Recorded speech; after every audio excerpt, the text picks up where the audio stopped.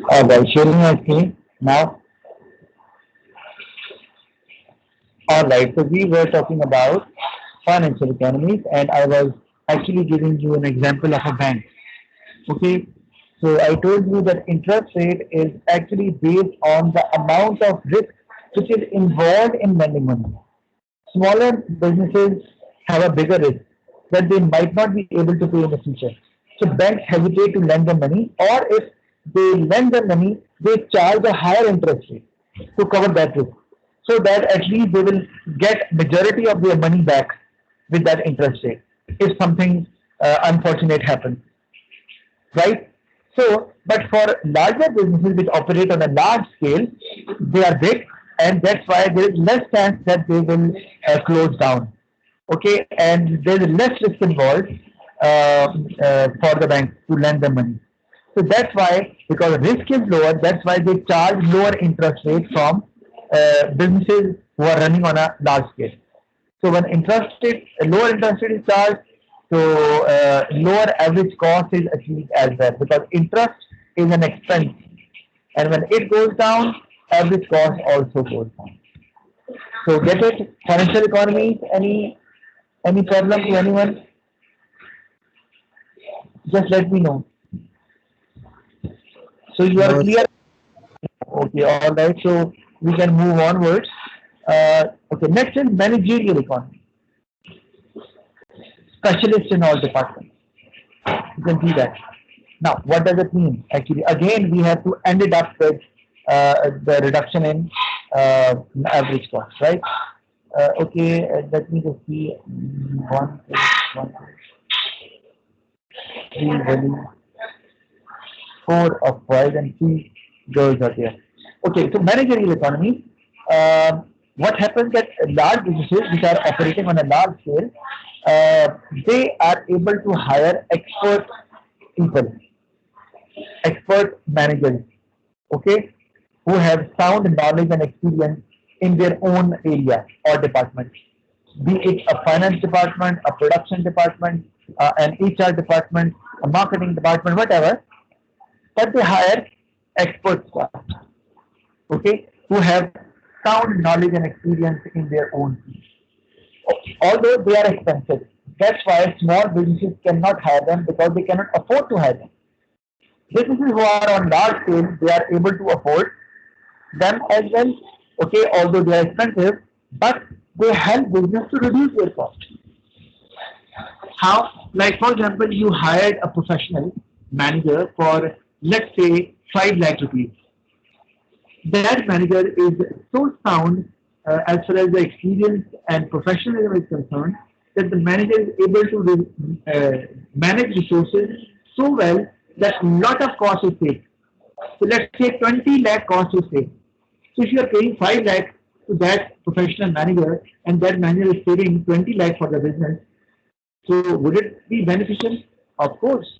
So overall, there is a benefit to the business, because 15 lakh cost is being saved.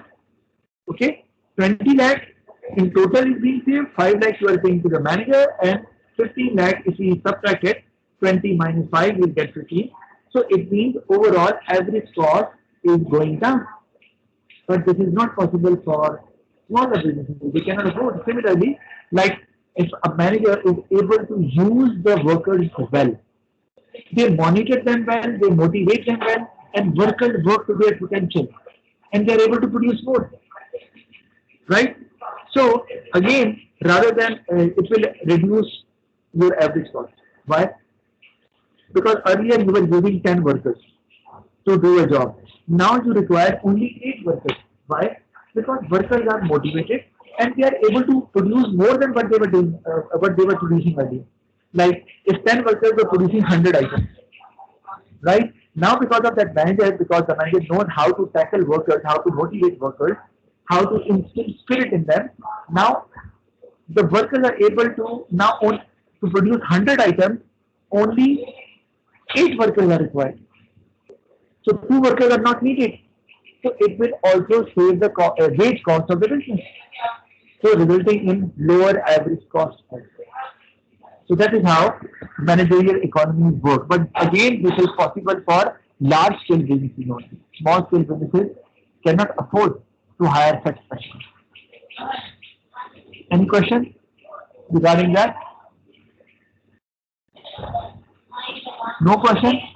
Alright, so next type is technical. This economy we won't talk about it in this class. The last one is technical economy. So you can get specialized by buying latest equipment. Okay. So what happens? Yes, it is expensive to set it up. Yes, it is expensive to buy, right? But only at the start. Once you buy it, this will save your cost tremendously. How? When you buy specialized machines, latest equipment, one advantage is you can easily replace it with workers. Now, instead of hiring 100 workers, you need to hire only 10 workers who can produce more than what 100 workers were producing, right? With 10 workers only. So, wage cost is saved, right? Secondly, machines are less likely to make mistakes. You know that because their precision is very high. Okay, they produce every product in the way it was desired. Okay, because they are programmed in such a way. So they are less likely to make mistakes. That's why the goods are standardized. Now, what does it mean? That the quality of all the goods are the same.